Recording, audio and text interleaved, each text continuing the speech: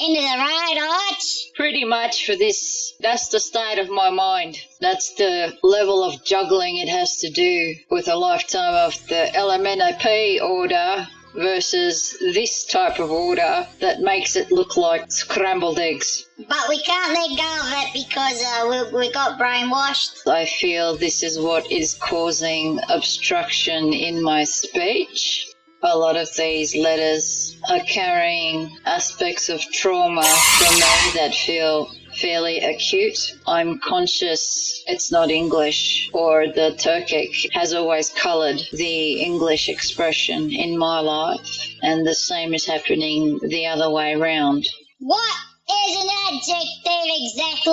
What's a verb? What's a noun? Exactly. Fuck your exceptions to the rule.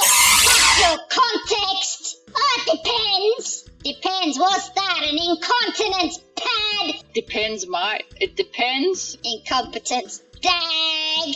I am. Fuck you. Shut off, sick off. Look there. Get